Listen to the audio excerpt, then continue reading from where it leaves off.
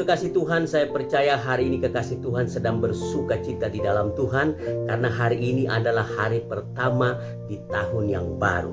Kekasih Tuhan, kita boleh bersuka cita, tapi jangan lupa kita naikkan ucapan syukur kepada Tuhan hari ini, karena anugerah Tuhan kita bisa masuk pada tahun yang baru ini.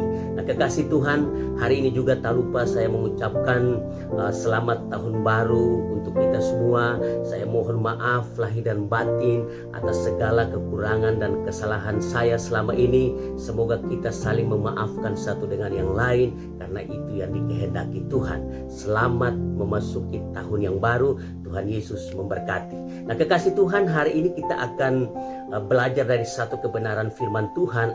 Saya berikan judul resep untuk mengalami pembaruan rohani di tahun yang baru. Nah, sebelum kita membahas firman Tuhan ini, mari sama-sama kita berdoa. Terima kasih Bapa di sorga, kami mau belajar firman Tuhan. Biarlah firman Tuhan ini membekali kami untuk kami bisa mengalami pembaruan rohani di dalam kehidupan kami pada tahun yang baru ini. Tolong kami Tuhan. Di dalam nama Tuhan Yesus kami berdoa dan mengucap syukur. Haleluya. Amin. Resep untuk mengalami pembaruan rohani di tahun yang baru. Nah, kita buka di dalam 2 Tawarik 7 ayat yang ke-14 sampai dengan ayat yang ke-15. Demikian firman Tuhan. Dan umatku yang atasnya namaku disebut merendahkan diri, berdoa dan mencari wajahku, lalu berbalik dari jalan-jalannya yang jahat, maka aku akan mendengar dari sorga dan mengampuni dosa mereka, serta memulihkan negeri mereka. Ayat yang ke-15. Sekarang mataku terbuka dan telingaku menaruh perhatian kepada doa dari tempat ini. Nah, kekasih Tuhan, hari ini adalah hari pertama dari tahun yang baru. Nah, ini merupakan hari baru dan tahun yang baru. Nah, kekasih Tuhan, bukan hanya hari dan tahun yang baru, tetapi kita juga harus mengalami pembaruan rohani dalam hidup kita, karena itu yang diinginkan dan diharapkan Tuhan yang terjadi dalam kehidupan kita. Nah, kekasih Tuhan, di hari yang baru dan tahun yang baru ini, saya mau mengajak kita semua agar kita melihat bagaimana ciri-ciri orang yang mengalami pembaruan rohani dalam hidupnya. Nah, kita lihat ciri yang pertama, yaitu suka merendahkan diri. Nah, kita buka di dalam 2 Tawarik 7 ayat yang ke-14. Demikian firman Tuhan. Dan umatku atasnya namaku disebut merendahkan diri, berdoa dan mencari wajahku, lalu berbalik dari jalan-jalannya yang jahat, maka aku akan mendengar dari sorga dan mengampuni dosa mereka, serta memulihkan negeri mereka. Garis bawahi kalimat merendahkan diri. Nah, kekasih Tuhan, kita harus sadar diri, perlu tahu diri, siapa diri kita di hadapan Allah. Nah, kekasih Tuhan, merendahkan diri itu artinya bahwa kita harus mengoreksi diri kita, perbarui komitmen kita kepada Tuhan untuk melakukan kehendak Tuhan dalam hidup kita, dan mengakui kemiskinan rohani kita masing-masing di hadapan Allah. Nah, kekasih Tuhan, jangan kita menjadi orang yang sombong rohani, karena sikap itu akan membuat kita menghakimi orang lain. Kamu berdosa, kamu berdosa. Kadang kalau kita menganggap kita ini rohani, sombong rohani, gampang sekali kita menghakimi orang lain. Kalau dia itu berdosa, dia itu berdosa dan sebagainya. Tetapi kekasih Tuhan, marilah kita sama-sama merendahkan diri di hadapan Allah, karena itu menyenangkan hati Tuhan. Hari ini kekasih Tuhan, kalau kita mau agar supaya kita mengalami pembaruan rohani di dalam kehidupan kita pada tahun yang baru ini, maka mari kita sama-sama merendahkan diri di hadapan Tuhan, memperbaiki komitmen kita di hadapan Tuhan untuk melakukan kehendak Tuhan. Mari sama-sama kita merendahkan diri di hadapan Tuhan, karena itu yang diinginkan dan diharapkan Tuhan dalam kehidupan kita. Nah, kita lihat ciri-ciri yang kedua, orang yang mengalami pembaruan rohani dalam hidupnya, yaitu suka berdoa. Kita baca lagi 2 Tawarik 7 ayat yang ke-14. Demikian firman Tuhan. Dan umatku yang atasnya namaku disebut merendahkan diri, berdoa. Nah, kekasih Tuhan, garis bawahi kata berdoa. Nah, kekasih Tuhan, di tahun yang baru ini kita harus menata kembali kehidupan doa kita, karena doa adalah kunci ke arah pembaruan rohani dalam kehidupan kita. orang yang tidak suka berdoa, saya percaya dia tidak akan mengalami pembaruan rohani dalam hidupnya.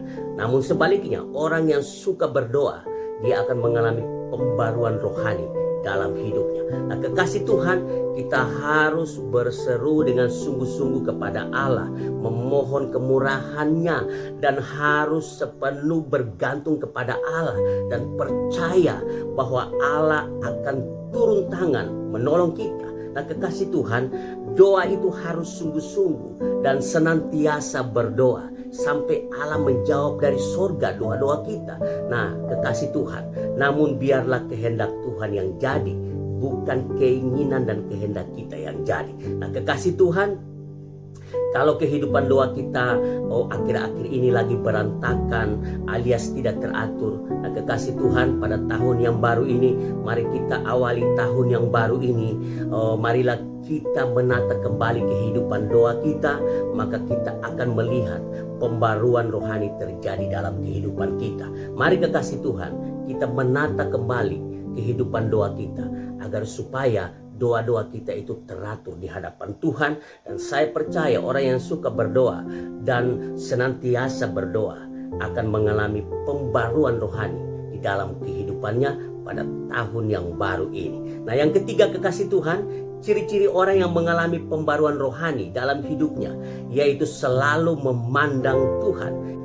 2 Tawarik 7 ayat yang ke-14, demikian firman Tuhan, dan umatku yang atasnya namaku disebut, merendahkan diri, berdoa, dan mencari wajahku. Nah, kekasih Tuhan, garis bawahi kalimat mencari wajahku. Nah, kekasih Tuhan, ketika kita mencari wajah Tuhan, itu menunjukkan bahwa kita rindu berjumpa dengan Tuhan. Ingat baik-baik kekasih Tuhan, carilah Tuhan selama Ia berkenan untuk ditemui. Di dalam Yesaya 55 ayat yang ke-6, Hosea 10 ayat yang ke-12 sangat jelas di sana.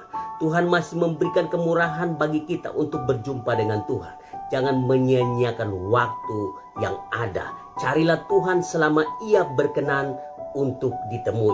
Nah, kekasih Tuhan, kita harus dengan tekun berbalik kepada Allah dengan segenap hati kita dan merindukan kehadiran Allah setiap hari dalam kehidupan kita. Jangan hanya ada masalah baru kita mencari dan rindu akan Tuhan, tetapi kita harus selalu dan kapanpun dan dimanapun kita harus mencari dan rindu akan Tuhan dalam kehidupan kita, karena itu adalah kunci ke arah pembaharuan rohani kita. Nah, kekasih Tuhan, ingat baik-baik, kita harus mencari wajah Tuhan dengan sungguh-sungguh, maka kita akan melihat pembaruan rohani terjadi dalam kehidupan kita. Nah, kita lihat ciri-ciri yang keempat orang yang mengalami pembaruan rohani dalam hidupnya, yaitu berbalik dari jalan yang jahat. Kita baca lagi di dalam 2 Tawarik 7 ayat yang ke-14. Demikian firman Tuhan. Dan umatku yang atasnya namaku disebut merendahkan diri, berdoa dan mencari wajahku, lalu berbalik dari jalan-jalannya yang jahat. Garis bawahi kalimat berbalik dari jalan-jalannya yang jahat. Nah, kekasih Tuhan, berbalik dari jalan yang jahat itu artinya bahwa kita harus sungguh-sungguh bertobat dan berbalik dari dosa-dosa kita, khususnya kekasih Tuhan dari segala bentuk penyembahan berhala dalam kehidupan kita. Ingat baik-baik kekasih Tuhan, bahwa segala sesuatu yang membuat kita menomorduakan Tuhan dalam hidup kita itu adalah berhala. Apapun itu, baik itu pekerjaan, hobi, suami, istri, anak, segala sesuatu yang membuat kita menomorduakan Tuhan dalam hidup kita, itu adalah berhala. Dan yang diinginkan Tuhan, kita harus tinggalkan semuanya itu, berbalik dari jalan yang jahat.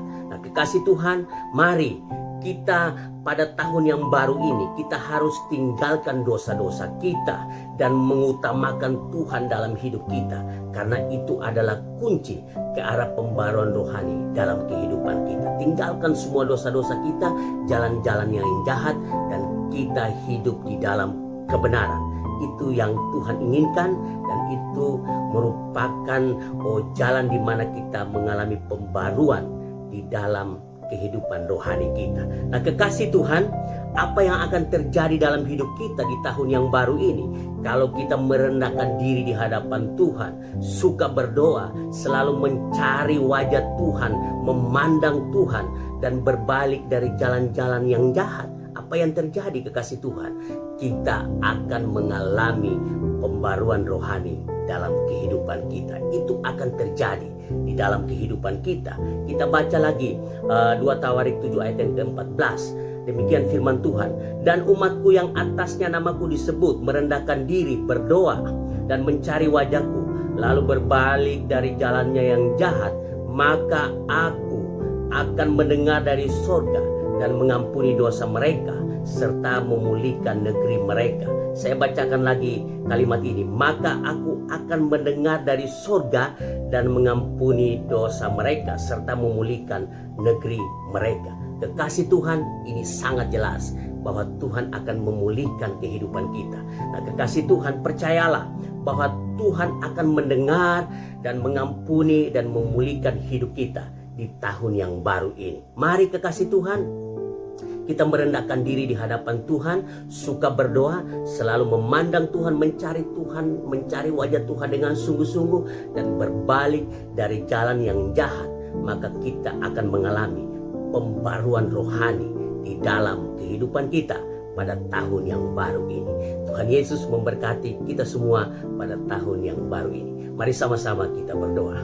Terima kasih Bapa di sorga, kami sudah mendengar firman Tuhan. Kami ingin agar supaya di tahun yang baru ini kami mengalami pembaruan rohani dalam hidup kami. Tolong kami Tuhan, agar supaya kami masuk pada tahun yang baru ini bersama dengan Tuhan, dan kami mengalami pembaruan rohani dalam kehidupan kami. Di dalam nama Tuhan Yesus Kristus kami berdoa dan mengucap syukur. Haleluya. Amin.